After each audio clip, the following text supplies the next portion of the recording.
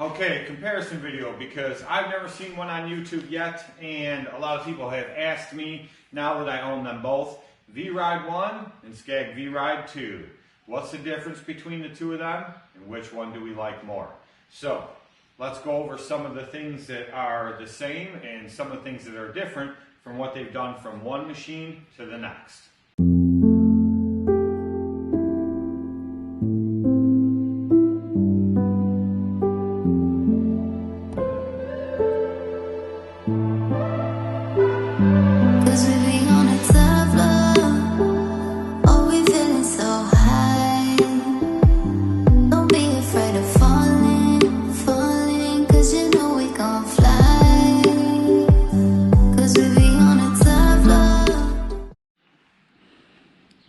All right, and now my lovely assistant, Max White, Vanna White, show us some of the differences here. So we might as well start with the V Ride 1 since that one came out first.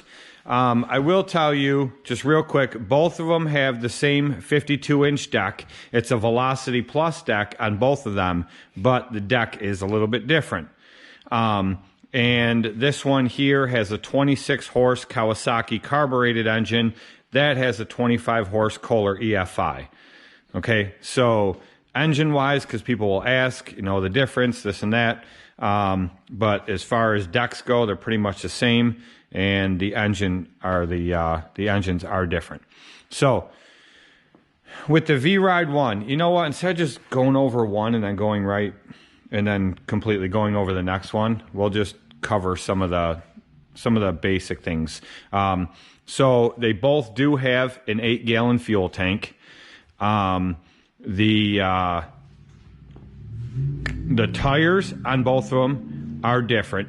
The V Ride 1s, the tires are lower. They're not as tall, but they're wider. I believe they're wider. They definitely look wider. The V Ride 2, the tires are a lot taller. Now they do stick out more, but that's because we have wheel spacer kits on both of these to make them stick out more. So the tires on the V Ride 1 is 20 by 10.5-8. What do we got on the V Ride 2? 24 by 9.5 by 12. Okay. So they're about an inch thinner. Yeah, so those ones are thinner than these ones here. They are wider. As far as the platforms go, the V Ride 1 has this style platform. This part flips up. I've seen people flip this other part up, but I don't really know why you would, because you still have this whole mounting plate here. It rides on these springs, which are loose in there. There's metal studs that come up, and when you stand on it, that's your padding. That's your cushion. The brake setup is pretty much the same. These go in, these dig right into the tires. It's the same way with the V Ride 2. They put the battery box on this side for the V Ride 2. It's on this side for the V Ride 1. Let's cover the pad and the controls. Now with the V Ride 1, it's just a smaller pad. It doesn't go the full width like the V Ride 2 does. That one goes all the way down. And then there is a panel across there that protects the hydros and keeps the heat off of your legs. This one here, the V Ride 1, it is wide open. The controls, very different.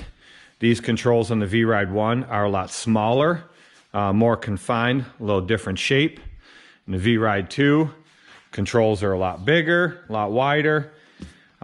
This machine definitely is faster. This machine will do, if I remember correctly, is 10.5 is top speed on this. This one here is 8.5. A lot of people, you know, say bigger engine, more speed. I've gone over this in videos before. Your engine has almost nothing to do with your speed. It's all in your hydro pumps. It depends on what size hydro pumps you have. The fuel tank, even though they're both 8.5s, they're a little different. This one is elongated. It's that style. They did keep it on the same side, but this one is wider and not as long. This here is the mounting bracket, part of the mounting bracket for the bagging system that goes on here. I don't know if you can get a bagging system for the V Ride 1. They came out with it after they came out with the V Ride 2. So I don't know if that's an option. We may look into that eventually. The V Ride 1 does have a cooler for your hydro fluid. So your hydro fluid comes out of your reservoir, it goes through this cooler, and then into your hydro pumps. I might even have that backwards. It might go through the pumps, come up through the cooler, and back down through.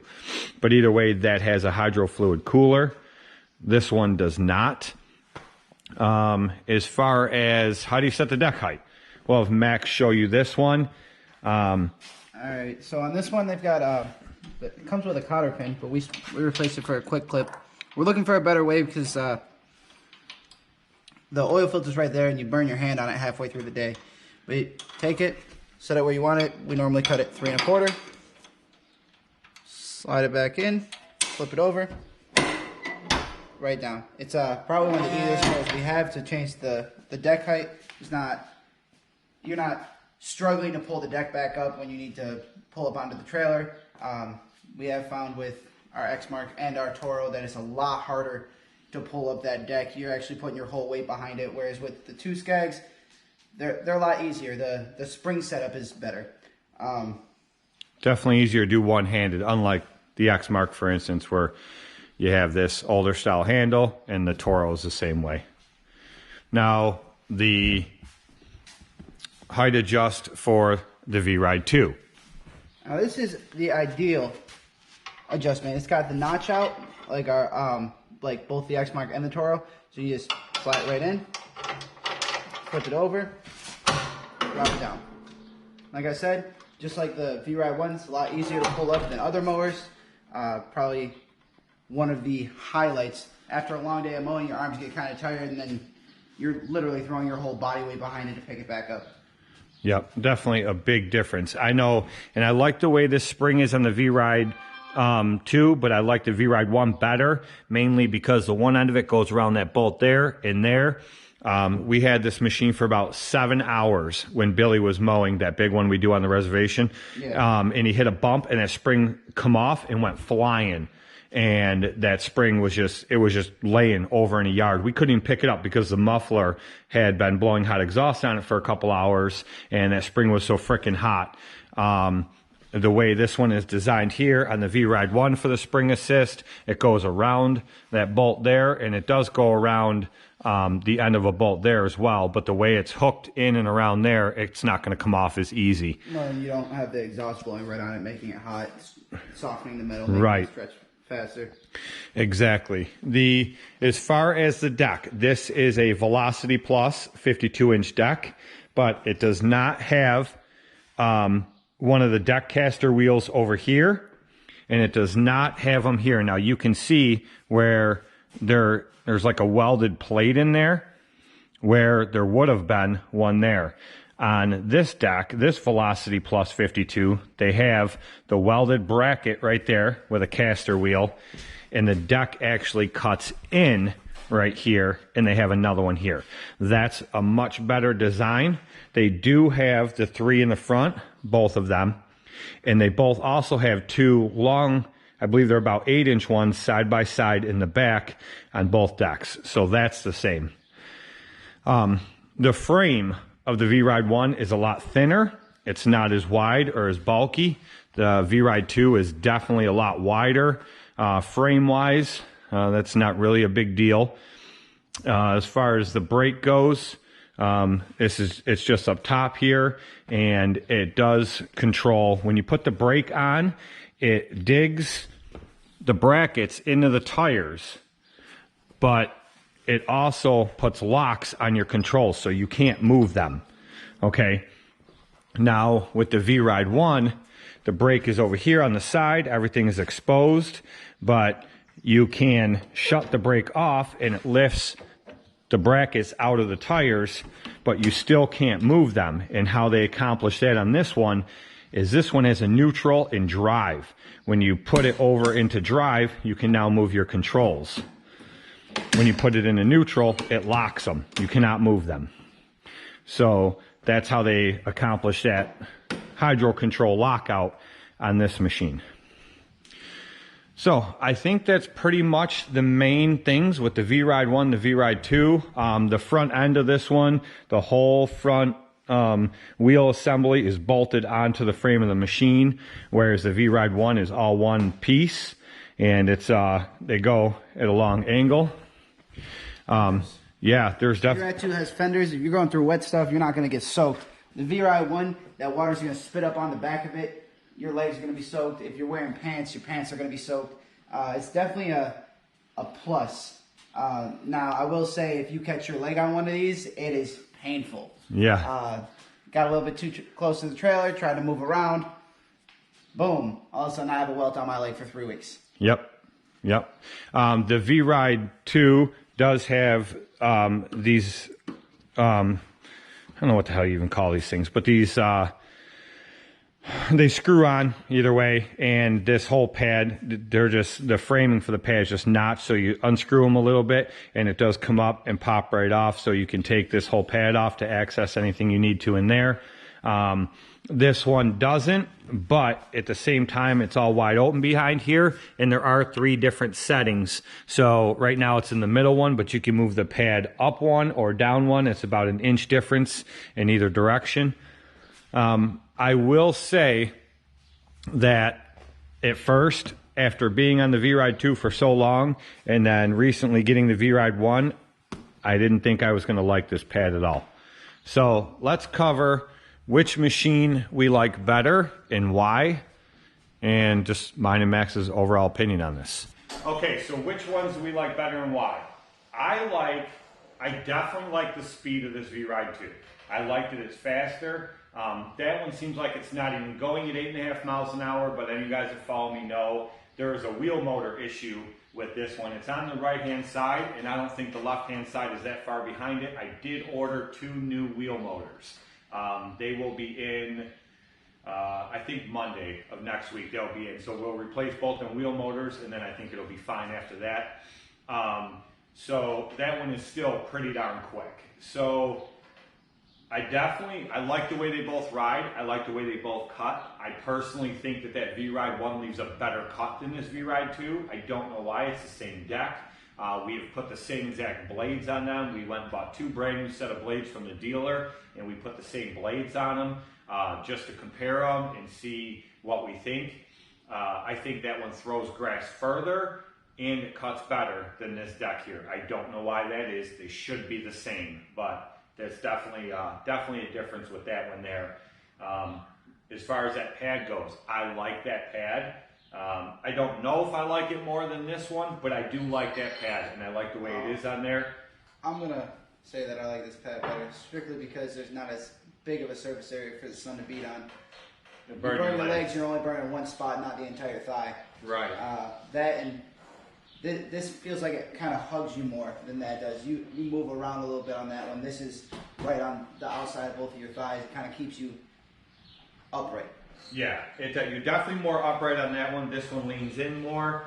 I do like this platform better. It has more suspension on it than that one does there.